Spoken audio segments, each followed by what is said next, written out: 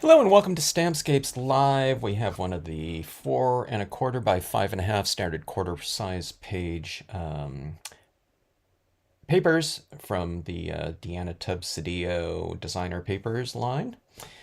We're gonna do or try a alien abduction scene. Okay, so when I saw these papers and this one in particular, I thought, we can do some kind of, this looks like either snow or water to me. It could be used for either one or other things. You can do these papers this way, whichever way kind of suits your purpose, but I have these new Halloween stamps, and I thought it looks like there's kind of this trail of light coming down here, so I can make this a watery type of scenario. And I thought I've been wanting to do this kind of alien abduction type of scenario, and we have the imagery to do that.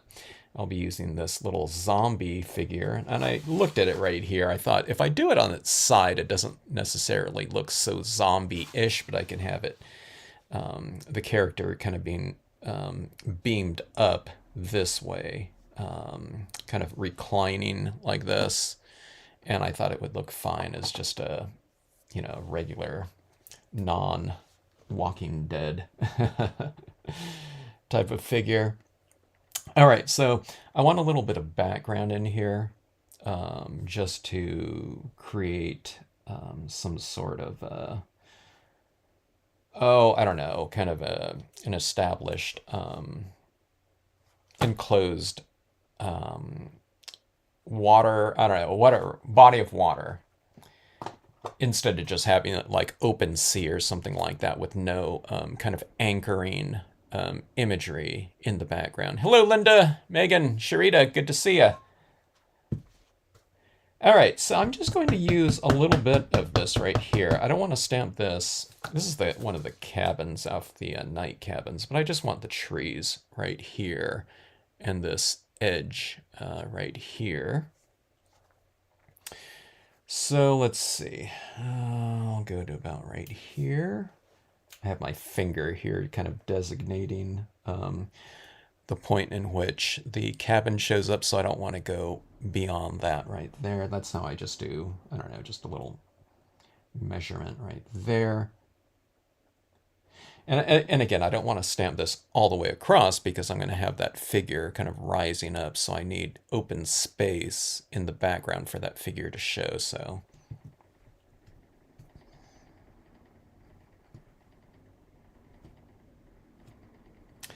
how is everyone today?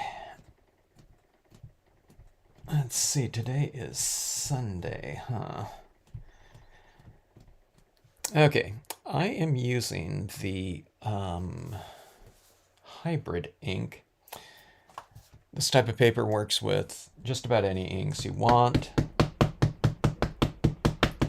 On a pre-printed service, I tend to lean more towards your thicker styles of inks. So the pigment type of ink works really well with this paper. Just because there's printer inks on here, so you're going to have to penetrate that in order to get a good dark impression. Again, this one right here, I was thinking maybe I will get some of that cabin in there. Just for a little variation. I just need to leave enough space in between for that figure to rise. I don't know if I went to let's see, right of center. I'm not sure. Let me see here.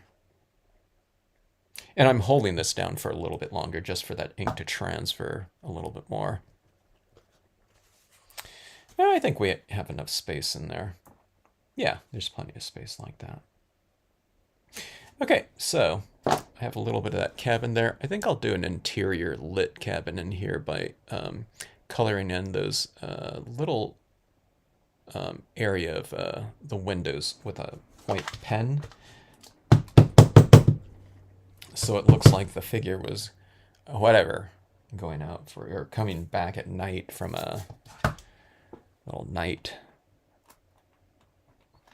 I don't know, whatever, night fishing trip or something like that, and they didn't make it. Okay, let me see. Let's go with this boat right in here. Okay, so these waves are in here, or I don't know. I guess it's that tractor beam from the alien spacecraft is kind of churning up the water a little bit like this. So that being said, when I ink up this boat, we will kind of include that misty illuminated churning of water in the impression. So that's easy to do because you can just take your paper towel or something like that and just wipe that off right there. You could just mask some of that off too, but that'll leave kind of a hard edge. And sometimes I like to have that kind of a little bit of a lighter impression of the image in that in this case, I guess mist or something. So I'm kind of wiping off a little bit more of the ink at the base of this, and then as I go up, I'm taking off a little bit less ink, so kind of a medium removal, and then it just goes into just a full ink application right there. So, all right, so let's see here.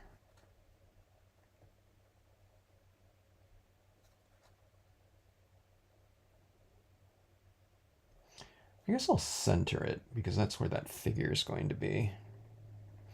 Okay, so I removed some ink, but I'm also going to be applying more white ink in there. So if I didn't remove enough ink and it looks just strange, kind of as is like that, I'm going to be adding in more ink, white ink, right over the top of it with the white pigment ink. So no big deal with that if you don't take off enough ink. Sometimes it's, if you're using like a really thick ink, like a pigment ink, sometimes it's like you kind of dab off a little bit conservatively, especially if I just re-ink my pad and it's like, oh, it doesn't look like I removed any ink at all sometimes. So, that can just be remedied later on with the use of the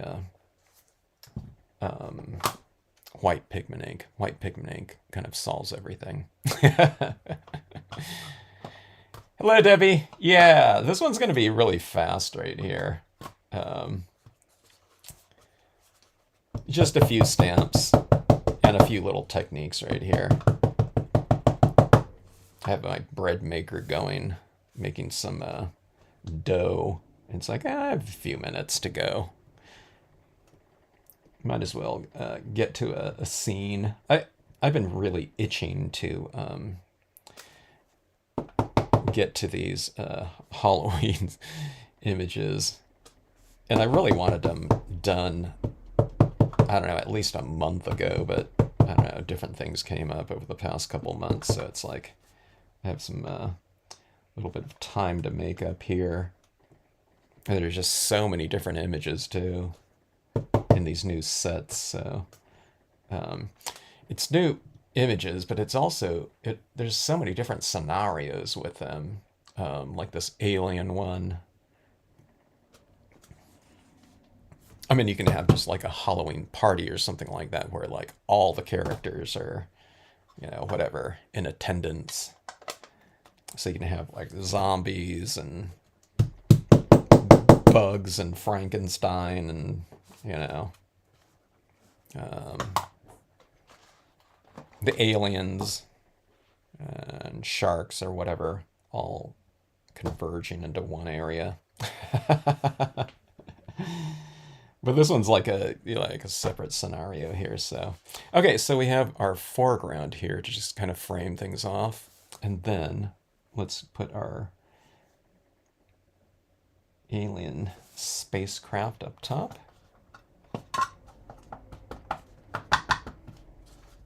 I might be kind of extending this little beam here because the beam isn't too prominent anymore. Okay, forgive my head here. All right. Making sure that I have this kind of straight up top.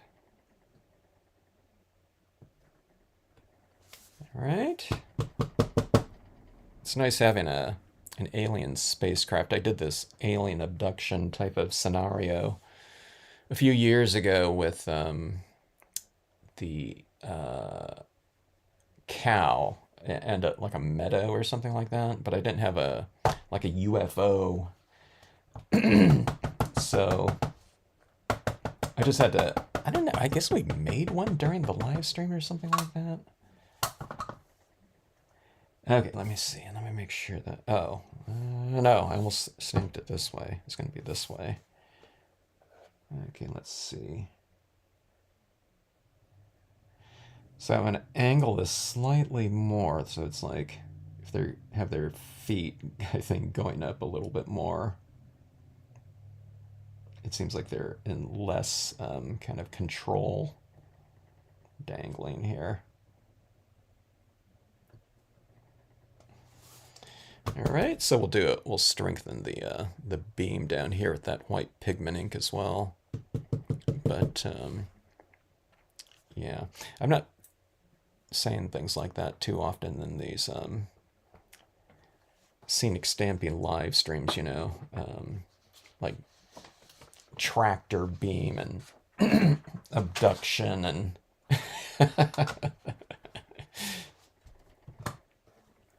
All right, so standard types of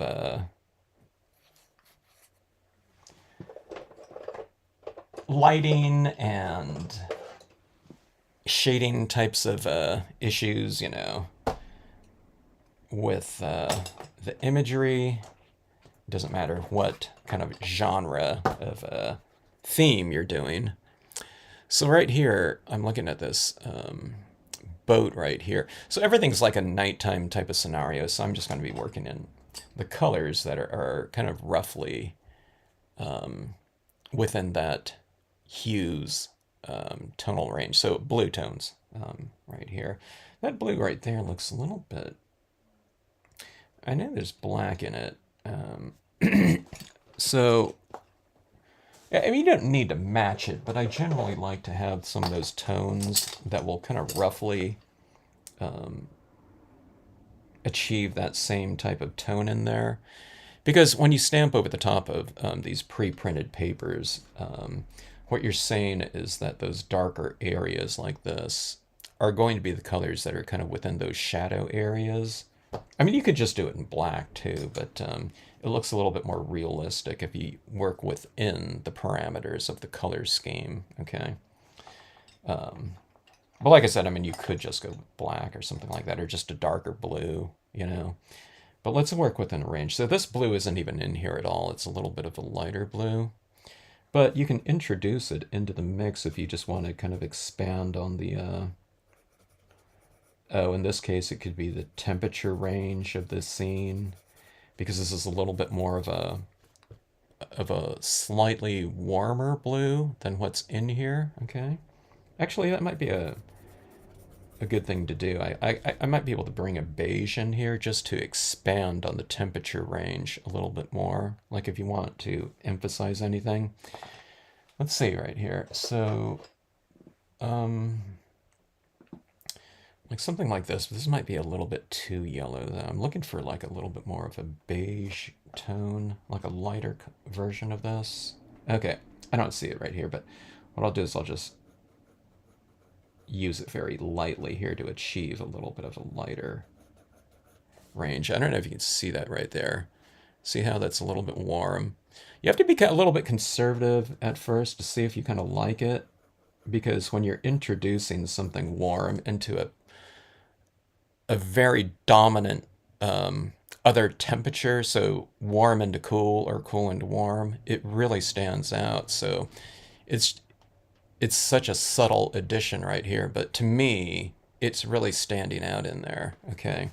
So if I went with something really bright like that, it would really, you know, stand out, which you might want to do, but what I do is I like to kind of introduce it really slowly so that I have a lot of control over it. And I can stop at any given time, kind of based on what I'm seeing develop. So let's just do this. Let's do this on one side. Let's see if you can see a difference here.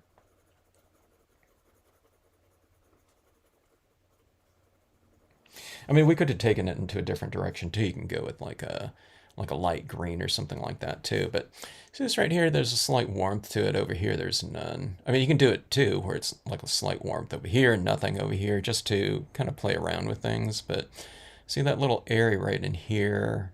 It depends on your monitor, what you're watching on, but I don't know if you can tell, but there's slight warmth in these little areas right here. It's really, really subtle. But I think that's pretty good, though, because the passage of light is defined by value inherently on this paper. So you have light up here, and it's light down here, and light down here. But you can also reiterate it and strengthen that idea of kind of your light source and reflected light by adding temperature to it. So you're saying that this has something in common with this up here just because it's lighter, you know, in these areas right in here. But you're also saying, okay, these are related to through temperature now. So you're just kind of adding another thing. And maybe this spacecraft here has a little bit of that warm light in it too. Maybe it's the thing that's emanating from this craft. So you're creating a little bit of a stronger connection between this. And I think it's kind of good to do.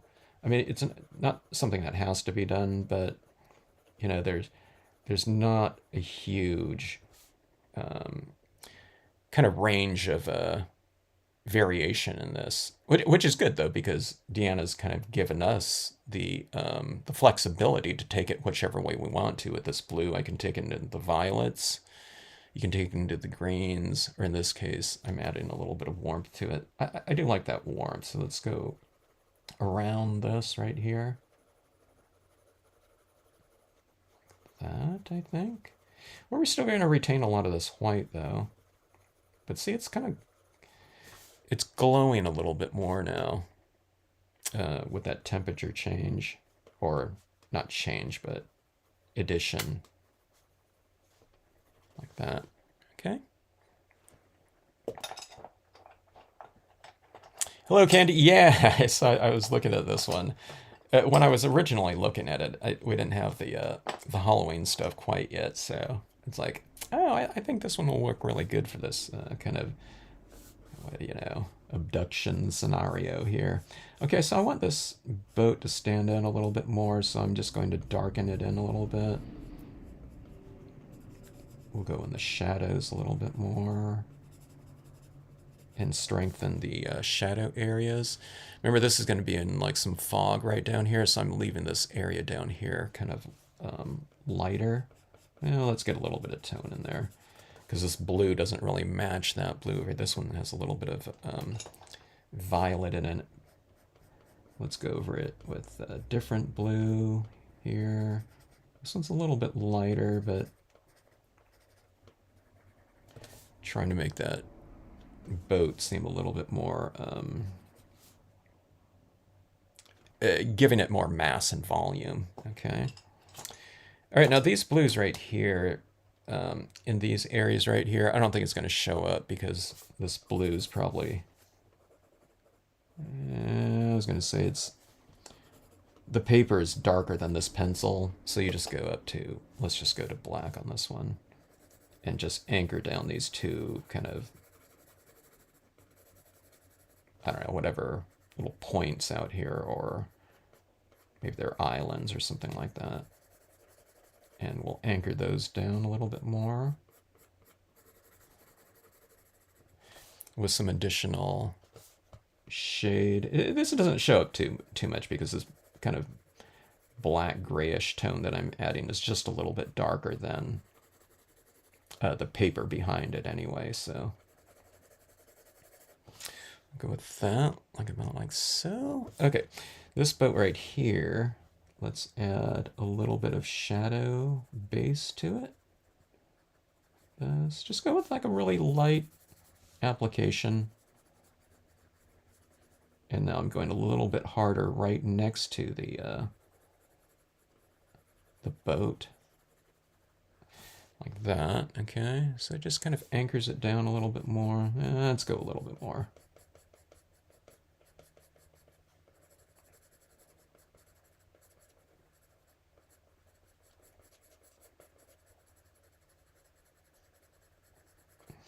Yeah, there we go. See, it's kind of anchored down into the, whatever, the water.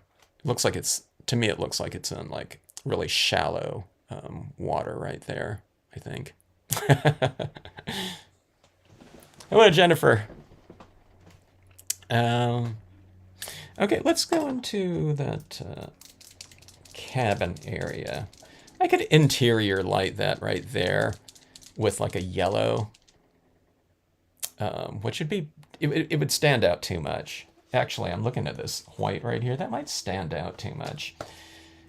I think I'm going to go with this lighter blue. And let's see. Wow, that is really dark in there. Let's just do it anyway. I might add some white on top of this, but...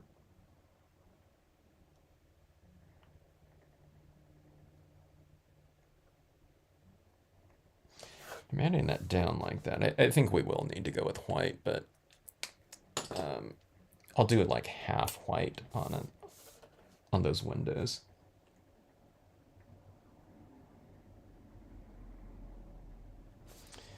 Okay, we'll do that. That really stands out, kind of weird. But you just kind of introduce more lighting of a similar or the same value right here.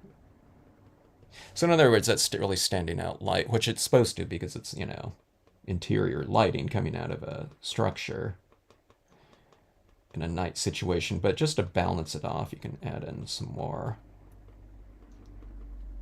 light, like on these trees right here. Here's a trunk right here. Like that. If you have a really soft, like white colored pencil, that would probably work really well too. Or a Conte crayon. This is a real kind of matte surface right here, so it might take a few more types of media, you know, than something like a 0.7 millimeter, you know, acrylic paint pen.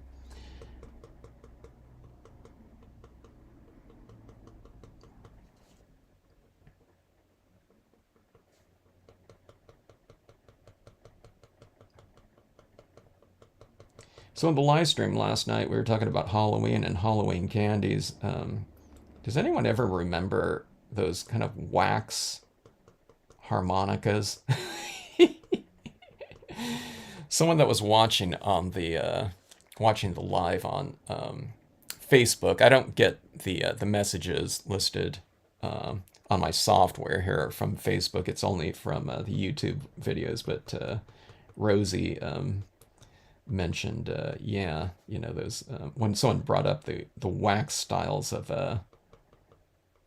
yeah, like Halloween treats. Someone mentioned that harmonica, and I totally remember those. I'm trying to think of probably when the last time I saw one of those was, though. All right, so see that right there? So we're adding that lighting on those trees. We're doing it kind of on the interior sides of the trees right here. To do it out here, you know, it's in pitch darkness, so it would really stand out if I use something like this. You could do some highlights, though. You can go into like a dark blue, which would show up on this blacker area in there. And I think that would be kind of, you know, that'd be fine to do. It might get a little bit busy, though, with so much texture in there. Okay, so we have it on these. Let's see right here. Let's go in with the this little boat right here. And it's time for a few new white pens, I think, for me.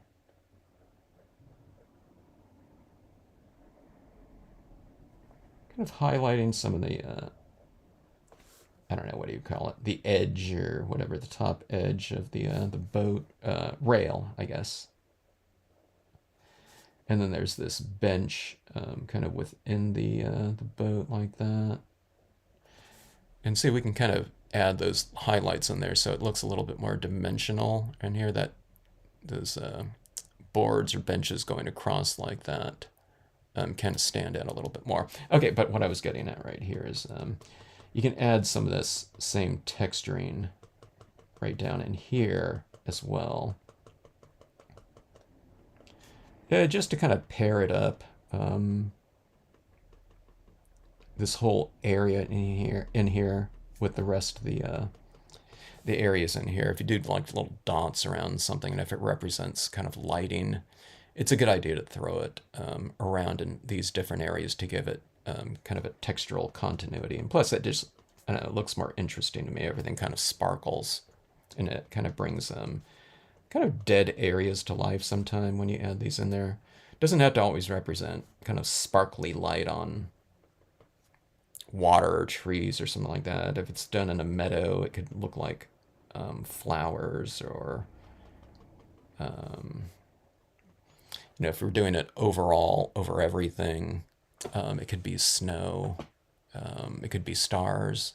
Yeah, let's do that up here in these corners right here. Let's add a few kind of stars up here, like that.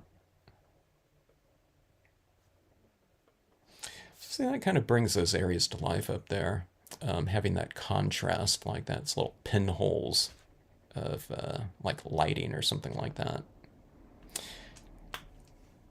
All right, let's see. Let's add in that tractor beam. Okay, let's see right here. Okay, so white pigment ink, any brand. All right. This paper is matte, so it'll take your quicker drying water-based ones, or you can go into your, whatever other types. This is an oil-based Hero Hues, whatever you want. It doesn't matter on this type of paper. Some papers, that are less porous or non-porous at all, it's good to do it with the brilliance right here, because it's water-based and it'll dry without having to absorb into the surface of the paper, okay?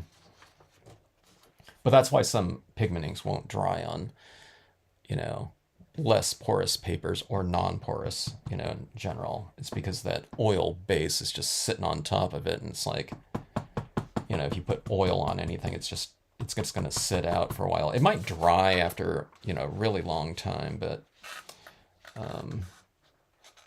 it'd probably take a long while. Okay, so let's see, how wide should I make this right here? Let's go a little bit more narrow, like that. Okay, so that's that beam coming up. So there's already kind of a passage of light on this paper right here, but I'm going to kind of just make this I think it could look a little bit more dramatic with a kind of a stronger fixed beam here in this scenario on this paper.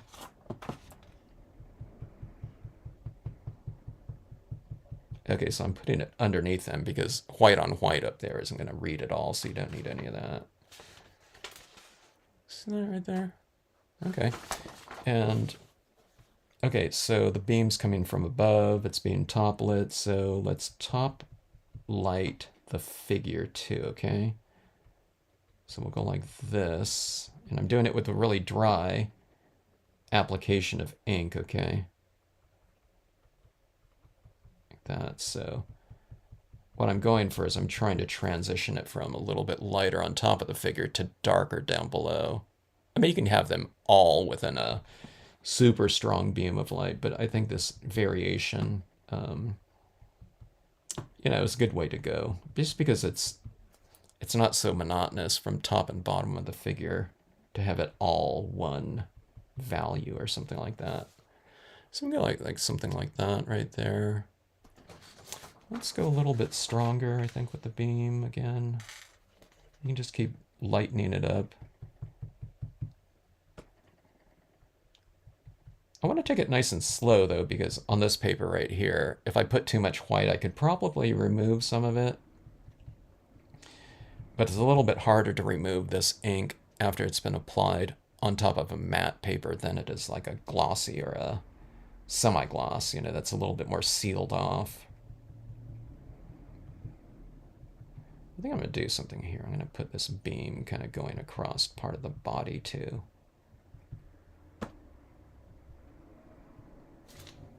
Like that. All right. And then let's bring some of this down into this lower area and transition this little misty kind of area in the boat, because this is what it looked like on the paper before. It had this kind of misty looking area down here. So now we have it in the back of the imagery, but then you come into it with white, and now it's in front of this imagery too. So you're kind of bringing the base kind of layer textures over the top of it. Okay, so what I'm getting at is right here, you have this kind of this soft kind of glowing white in the background because it's inherent on this pre-printed paper, right? So we stamped our imagery over at the top of it, so it's looking, you know, these images right here are really crisp right on top of this glowing soft light like that. So when you do this right here, I'll bring some of this white into it a little bit more like that. So what you're doing is you're taking some of that, you know, sensibility and texture and softness, and now we're bringing it in front of the imagery like that. So it feels like the imagery is kind of a little bit more, you know, integrated into that atmosphere like that a little bit more. And everything feels a little bit more, I don't know, connected, I guess. Okay, so let's do that down here. Let's bring in this kind of foggy mist right in here, like that. Okay.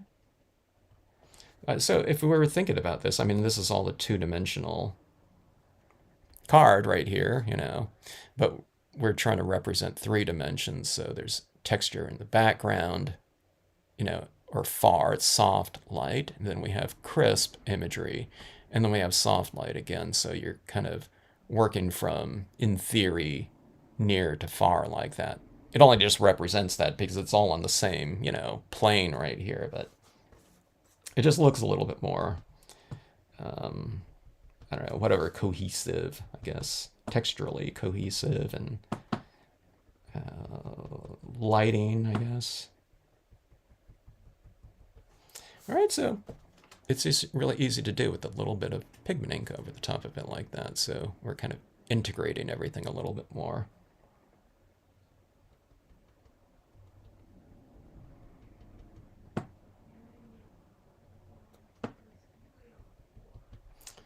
Go like that.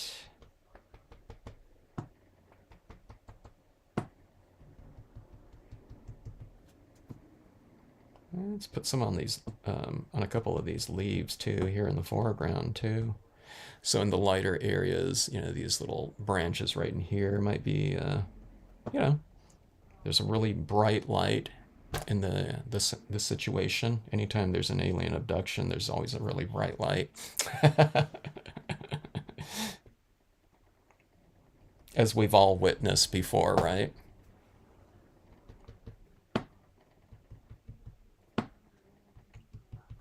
All right, I think that should do it like that.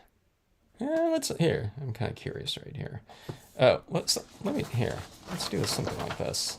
There's just a tiny little bit up in that spacecraft little area, but let's put a little bit of this lighting like right down here on the spacecraft, maybe like that. And then let's see what it looks like, kind of bottom lit a little bit.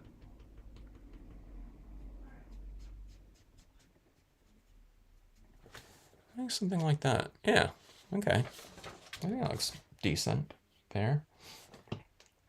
So, in collaboration with Deanna for this piece right here, we have our first alien abduction scene.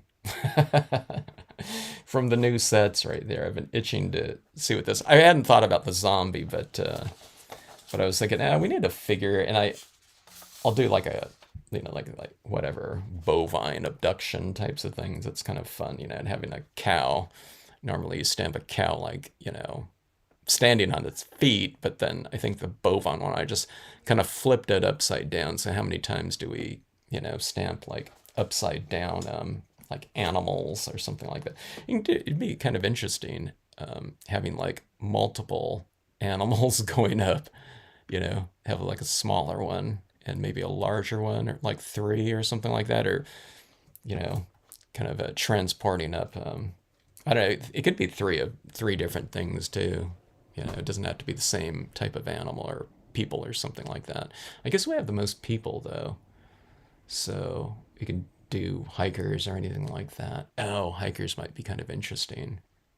I have them in pairs though. A lot of times, what you do is you just, you know, I don't know if I have any hikers right here on my table, but you just kind of color like one of them or something like that, and just stamp one. And there's like people of all different sizes, so you can do like a little bit of a larger, medium and small one like that too. Be pretty interesting. And you can do like mountains in the background or something like that. All kinds of possibilities with UFOs, right? UFO. There's a lot of UFO potential. All right, let's see here. Yeah, the wax.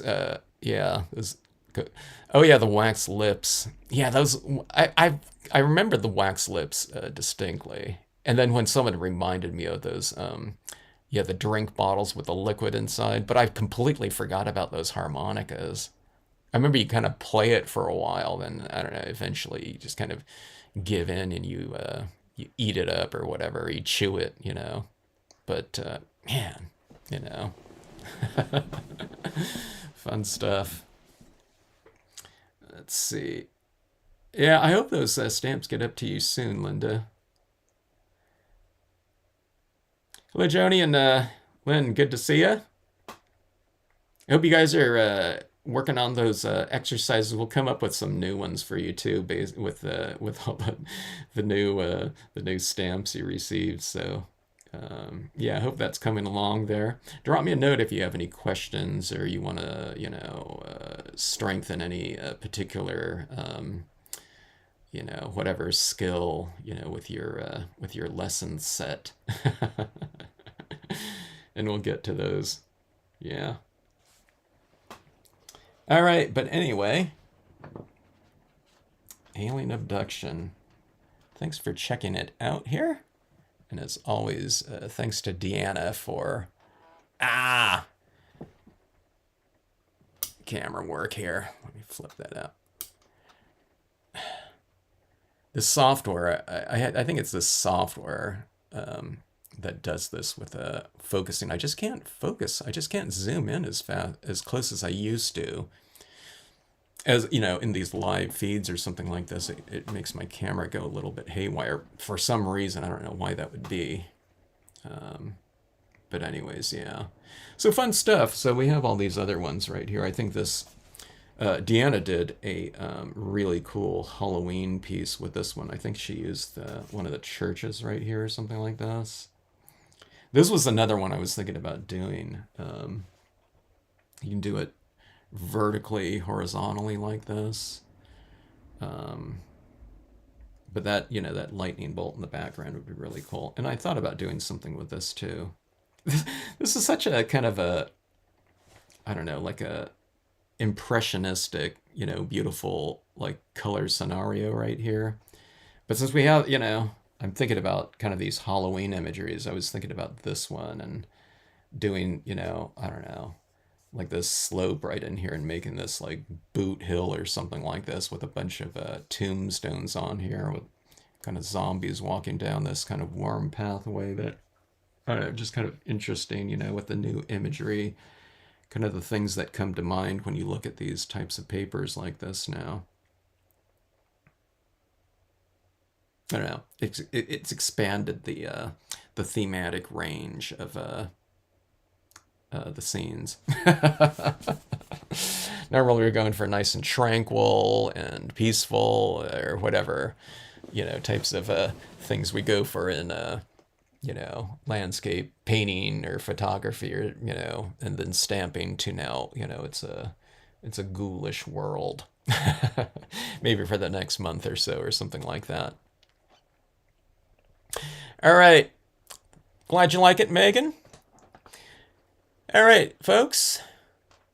Quick scenes like this, fun stuff. You don't have to do it on this pre-printed background, but this thing with the white pigment inks like that. It's fun to do these little beams like this. So they in like landscape photography, or it could be really anything, but they call those crepuscular rays like that. So you've often seen me do in a lot of different scenes these rays coming out from, I don't know, through the trees or something like that, or they could be emanating from a moon or a sun or something like that within a scene.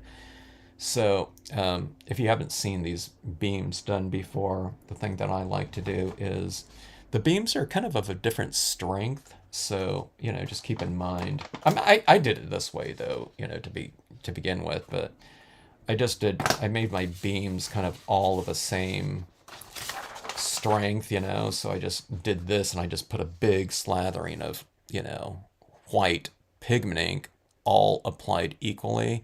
But I'm finding that I think it's better to kind of go with a stronger kind of area of white where it's closer to your light source.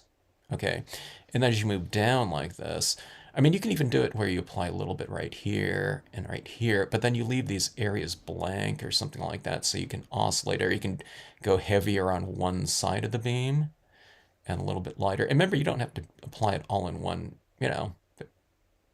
motion or something like that. What you do is you take it out and you look at it and see if you can use a little bit more.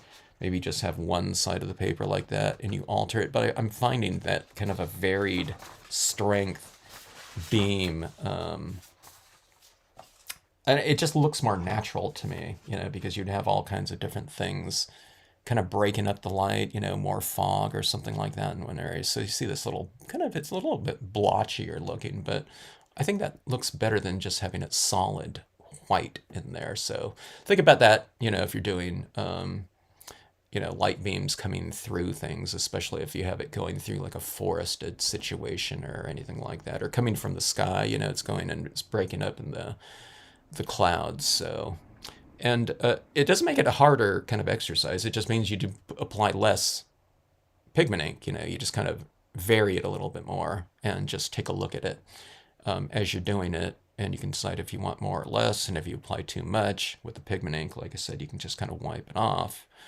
Like I put a little bit too much up here, and I just kind of wiped it off a little bit and, reapplied. Or if it went on real blobby, you have plenty of time to kind of alter it and fine tune it, because that pigment ink isn't going to dry so fast on you. So anyway, that's my little beam tip of the day, which includes alien abduction beams as well. Hello, Cecile. All right, folks.